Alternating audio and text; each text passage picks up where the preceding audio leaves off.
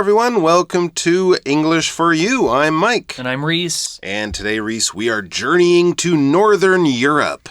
Scandinavia, as that part of the world is known. Have you ever been up there to any of the Scandinavian countries in Northern Europe? I never have. We've got, Norway, Sweden, Finland, Iceland. Denmark? Yeah, no, I've never been to any of those countries. None of those, Have no? you? I went to Norway many years ago to do some skiing. Beautiful, lovely place, although the breakfast confused me.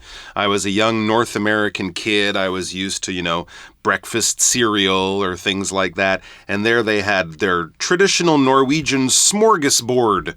And they had like ham and cheese and bread. And I was about 8 years old, and this was very confusing to me. I was like, Mom, where's the Rice Krispies? Where are my Fruit Loops? Where are my Fruit Loops? I don't want to have lunch for breakfast. But then after 2 or 3 days, I ate it, and it was wonderful. Norway is a beautiful country, very clean, lovely people, a little bit expensive, but definitely somewhere you might want to visit. And I think a lot of people here, of course, would be very interested in checking out the Northern Lights, which you can see from Norway. So the Aurora Borealis. The Aurora Borealis, one of the many places up there in the north that you can check it out. And while you're checking out the Aurora Borealis, or the Northern Lights in Norway, you might want to check out a big dam. Dam? A damn big dam. A damn big dam. Or a darn big dam, I think I should really say. Well, but yes. A dam is something you might find by a river. We'll explain a bit more about what a dam is exactly in the article. But it's something to do with water, and you've probably maybe seen a picture of one at the very least. Oh, well, definitely have seen a picture of one. Often dams here in Taiwan make the news, right? Because they're around those lakes, those reservoirs, reservoir, and that's where we collect a lot of water. So anytime you hear about, oh no, we're running out of water because it didn't rain this year, that's because the water behind the dam is getting very low. So dams do often make the news. They also provide us with power and all sorts of stuff, but they do some bad things to the environment. So that's what we're going to be learning about, and we're also going to be learning about what Norway is doing about it. Let's check out the article. Reading.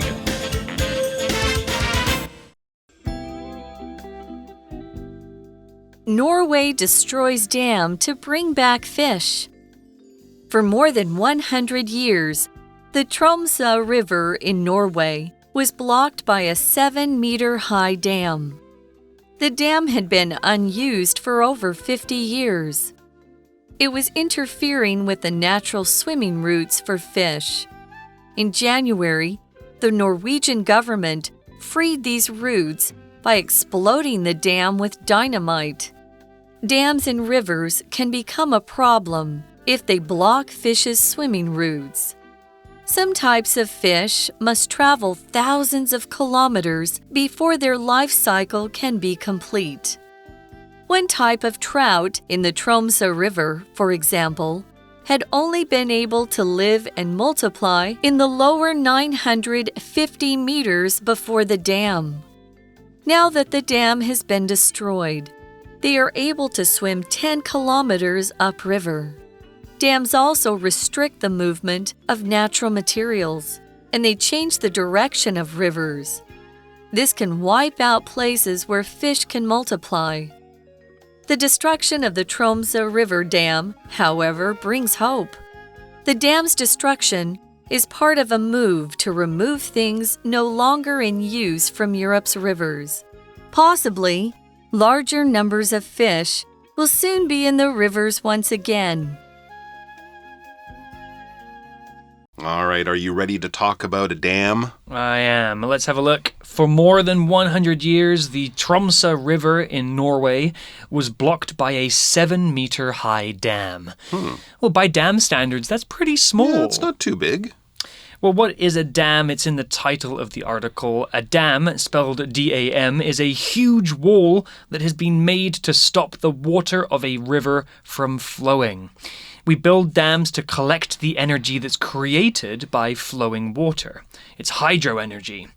Dams can be really big, and all of the water stuck behind the dam gets slowly released through special machines inside the dam, which create power. Dams can be really bad for the environment, though, as they interrupt the way that many river animals live. Here's an example sentence with dam. If the government builds a dam up the river, our village won't have enough water for our crops. Yeah, well, that's true, of course, because the dam will stop the flow of the water through the river, or at least control it by a lot. So people who need that water further down the river, they might end up high and dry, literally. So dams can come with problems, but they can also create wonderful, clean, free electricity. So that's a good thing about them. Now, let's talk about this dam on the Tromsø River in Norway. It says the dam had been unused for over 50 years. What do you mean? So this is an old dam. It's kind of a retired dam. If it had been unused, that means they stopped using it more than 50 years ago. They probably built another dam or found another way to supply power. Or maybe this dam was just getting a bit old, so it was retired. They stopped using it. And it was interfering with the natural swimming routes for fish. Another reason, maybe the dam stood unused for so long, because after they designed it, they realized that it was interfering with the natural swimming routes for fish. It was basically causing big problems for the fish that are found in the rivers and lakes of that area. And when you say something is interfering, yeah, it's kind of causing problems. It's stopping you from doing what you're trying to do. It could be someone standing in your way as you're trying to walk through a door. It could be someone bothering you as you're trying to study. Anything like that could be interfering because it's preventing you through its actions or what it's doing. It's preventing or stopping you from doing what you are trying to do. So it is interfering with you in some way or another. In this case, this dam, this big wall across the river, was interfering with the natural swimming routes for fish. And that kind of makes sense. I mean, it is a wall built through a river, so I could see how it would interfere with fish. Yeah, a wall is a pretty big obstacle for fish to try and get past. They don't climb very well. They don't. You don't see fish in trees very often. Except for the jumping salmon. They might be able to get over a 7-meter wall. That possibly on a good day. Well, the article also used the word route or route if you're from North America. A route is basically the way that you get to a destination. When you're planning a journey or you need to go somewhere, you might use a map to make a route. The route is the path that you will follow. So we humans use roads and sidewalks usually to get around, but fish use rivers as their routes. Well, back to the article, and it says, in January, the Norwegian government freed these routes by exploding the dam with dynamite. Wow. Sounds like a lot of fun. It does. I want to see pictures of that. Explode is a very exciting verb. It means to burst or shatter violently and noisily as a result of combustion. That means burning, excessive pressure, or another process. Basically, explode means to go boom. It can be very dangerous when things explode. If you're standing too close to an explosion, which is the noun form, you could get hurt or even die. Bombs used in wars explode, and sometimes electrical things can explode too if they get too hot or if there's too much power inside them. Here's an example sentence. Before they exploded the dynamite, the miners set off a loud siren. So we've got the word dynamite here as well, which quickly is an explosive. It's a thing that you can explode. It's kind of like a bomb. Usually in cartoons, they are shown as red sticks with a long fuse, and you set the fire and run away, and a few seconds later, bang. That's everything right. Goes boom. In the cartoon, it might also say TNT on the side, which I think is the chemical term, or the chemical name for dynamite. But yes, they go boom, they explode, just in the same way that a little more safely, but do cover your ears, a balloon will explode if you fill it with too much air. That won't hurt you, but it is loud, so please keep it away from my ears. Anyways, back to the article. So they blew up the dam, they exploded the dam. In other words, they just took the dam away. They removed the dam from the river. As the article says, dams in rivers can become a problem if they block fish's swimming routes, or routes, as a North American person, some of them might say. Yeah, absolutely. Just as animals move across the land, right? We all know about birds flying south in the winter and that kind of thing, or the animals making their great journeys across Africa. Well, fish do the same thing. They might swim from the ocean up into a lake or from different lakes using the river system. And if this dam is in the way, it is a problem because it's blocking or getting in the way of or interfering with the fish's swimming routes. Some types of fish, we read, must travel thousands of kilometers before their life cycle can be complete. So it's not just a case of, oh, let's go over to the lake just over there and see if there are more fish there or something like this. No, this is probably talking about fish like salmon, which do swim thousands of kilometers out into the ocean, and then before they die, they come right back to the river they were born in and swim up to lay their eggs, make their babies, and die, thus completing their life cycle. When we talk about a life cycle, we're talking about the circle of life. Isn't that the song? Oh, from The Lion King. The Lion King. It is. Yeah, there you go. We're talking about the circle of life, the life cycle. A cycle is basically a circle. That's why we see this word in bicycle, right? The round wheels, that kind of thing. They go round and round, and your feet go round and round as you turn the pedals. Just in the same way that life goes round and round. Things are born, they have babies, they die. Those babies are born, they have babies, they die. It goes on and on and on. That is why it's called a life cycle, a cycle of life, or a circle of life, if you want to sing a song. For example, the cycle of the seasons always gives Marley inspiration for her paintings. Yeah, we talk about a seasonal cycle, spring to summer to fall to winter, back to spring, and so on and so on and so on. So I guess some of these fish, they could maybe get down the river, but maybe not up the river. Maybe some of them could get past the dam, but many couldn't. It was really causing a big problem for the natural balance of the fish in those rivers, and this is not good. Yeah, and as we've learned over the last few years, interfering with animals' life cycles can sometimes completely eradicate that animal and make them go extinct. Our interference is pretty deadly for a lot of different animals. For sure. The article tells us about one example of a fish that's having real problems. It says one type of trout in the Tromsø River, for example, had only been able to live and multiply in the lower 950 meters before the dam. Interesting. So this dam is causing problems for this trout in particular. Trout is a kind of fish. It's a river fish, and it's mostly found in North America, Europe, and Asia. Trout are actually in the salmon family of fish, and they can be super tasty. Yeah, absolutely they can. I don't know if they have many trout in the rivers of Taiwan. Maybe you'd have to go up to Japan, but if you've ever had sushi, you've had trout, and it was probably quite tasty. Anyway, so this is obviously a problem. I'm not sure if people are catching and eating these fish, but, you know, it's nice to have the fish there in the rivers the way they have always been there. And to have the fish being happy and healthy, the fish need to multiply. It says the fish had only been able to live and multiply in the lower 950s before the dam. So when we talk about multiply, we talk about becoming more in number. When you do 5x 5, that's multiply, or 5 times 5, and you get an answer of 25 in your math class, well done. You have multiplied 5 by 5. So you've made something larger in number. When we use it in nature, though, it means having babies, or it means reproducing. Humans reproduce, or we multiply by having babies, but of course, flowers and plants and other types of life, they multiply in different ways. But when we're talking about nature, generally the word multiply just means reproduce, to continue that life cycle that we talked about earlier. For example, rabbits are well known as animals that can multiply very quickly. I think I read somewhere once, if you had 2 rabbits at the beginning of the year, by the end of the year, you could have like 64,000 rabbits. Just from 2? From 2. Wow. Because they'll have 2, and then they'll have 4, and then 8, and then 6. It just goes on and on and on. Because they do multiply. They do have babies very quickly. Yeah.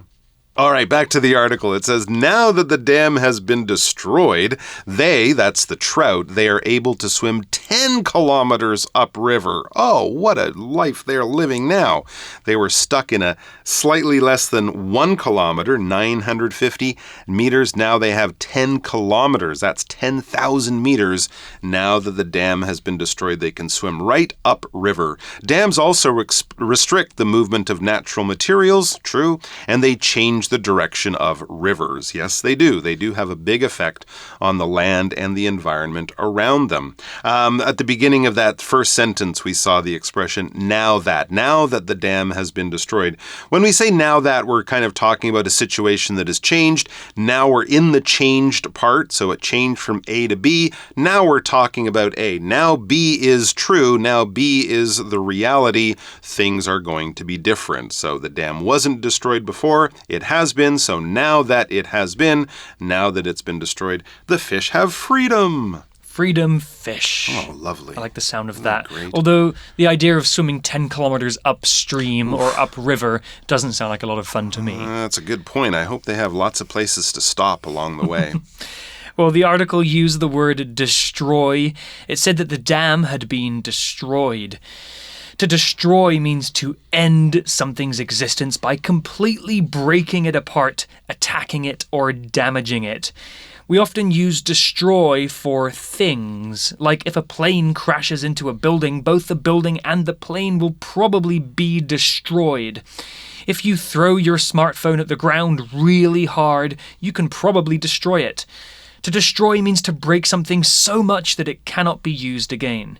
We can also destroy abstract things like ideas, such as a friendship, or your self-confidence could be destroyed by somebody saying, "You look weird and smell bad." Here's an example sentence. When the storm hit our town, it destroyed over 30 buildings. Well, that's a big storm that destroyed so much of that town. And we also had the word restrict. When we restrict things, we limit them, we control them, we keep them down in number. It's something where we don't want that to kind of go out of control, to go wild, to have the numbers go really high. So, we were doing things during COVID-19 to restrict the spread of the disease, right? People were being told to stay home.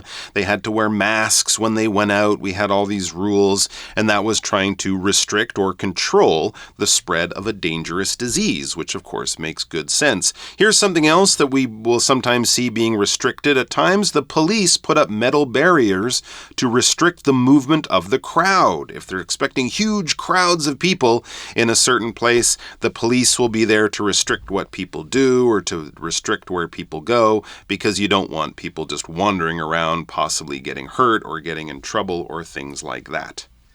Well, back to the article, it says, this can wipe out places where fish can multiply. The destruction of the Tromsø River Dam, however, brings hope.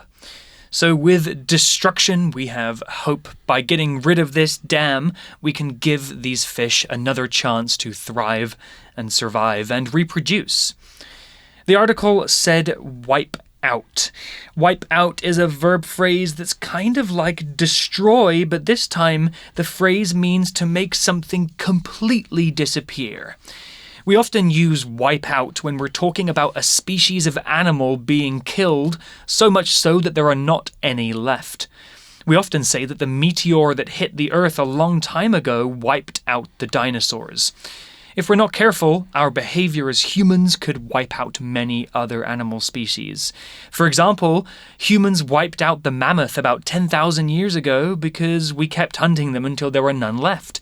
They were wiped out. That's true. It wasn't the dams in that case. It was our cavemen ancestors who wiped out the mammoth. All right, back to the article. The dam's destruction is part of a move to remove things no longer in use from Europe's rivers. Okay, so this might not be the only dam that gets removed or destroyed or something like that. It's part of a move, or this is kind of like a plan, part of a new idea to remove things no longer in use from Europe's rivers. When something is in use, it is being used. When it is no longer or not in use, it is not being used. So, for example, if you're on an airplane and you want to go to the washroom, you have to hope that one is not in use, because that if all of the bathrooms or washrooms are in use, you'll have to wait weight because they are being used. Possibly, we read, larger numbers of fish will soon be in the rivers once again. Well, that's a great goal for them to have. Plus, you're removing these dams from the environment. Dams aren't the most beautiful things in the world. So if you can remove these ugly buildings or these ugly structures and get the fish and the rivers healthy and happier once again, I say okay. I say okay too. Restoring nature back to its original state where possible is going to be good for the animals, and it's going to make it look nicer for us when we want to visit as well. The article used the phrase once again. It said possibly larger numbers of fish will soon be in the rivers once again. Once again quite simply means one more time or to do something another time. Could you say that once again, please? Once again, Mike was late for class. Sorry. Or could you send me that email once again? I accidentally deleted it. It just means to do it again. Well, that's the end of our article about the dam in Norway that is no longer there, and hopefully the fish that will thrive because of its being destroyed. Yeah, I hope so too. Maybe next time I visit Norway, I'll ask where their trout came from, and I'll hope that they'll say, oh, the Tromsø River. I'll say that is fantastic. All right, we'll have our chat question right after the close, right before we close, so let's come back for that. You chat. All right, so our chat question is, what else could governments do to help recover fish populations that have gotten smaller? So Norway has destroyed this dam. That's to help their fish populations grow or multiply. What other things could governments do to help recover fish populations or get the fish numbers back up to higher, healthy levels? Well, if anybody's seen the documentary film Seaspiracy, they will know that we are overfishing the waters around the world. We sure are. That means we're fishing too much. We're catching fish in their millions to feed people around the world because we love to eat seafood. True. A lot of the fish that's caught gets wasted anyways, right? It does. Yeah. And we're catching fish faster than they are able to reproduce, which means the numbers are going down and down and down, and eventually those numbers could hit zero. It's a bad situation, so what do you think we can do to help the fish populations recover? Farm more fish, eat certain types of fish that are easy to farm, and let the other fish like tuna kind of get a break for a while so the numbers come back. Ban things like shark finning, which of course not only kills the shark, but they catch many other fish that end up being thrown away. There's all sorts of ways people and industry waste fish, and if we all ate a little bit less and were smarter with our choices and put pressure on governments and business to do a better job, then maybe the fish would be happier and we would be too. Well, stay happy, guys, no matter what. We enjoy having you spend your time with us, and we'll see you back here for more great articles very soon. Until then, bye-bye. Goodbye in Norwegian. What is that? I'm not sure. Bye-bye. Vocabulary Review. Dam. The government built a dam to control the direction of the river near this town. Explode. Some soldiers decided to explode the bridge to stop the enemy army from crossing the river. Cycle. The water cycle is how water goes from lakes to clouds and then becomes rain. Multiply. The school created a special area outside where plants could grow and insects could multiply. Destroy. The family lost everything they owned when their house was destroyed by a fire. Restrict. This chain will restrict the dog to one side of the yard so that he can't run around. 智慧小补帖 Interfere. Root. Route. Dynamite. Trout.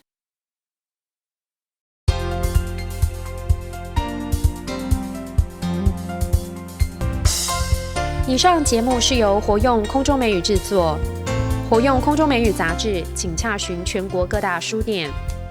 如欲索取试听教材，请来电02-2364-4000 02-2364-4000，或上网查询，网址是 www.english4u.net www.english4u.net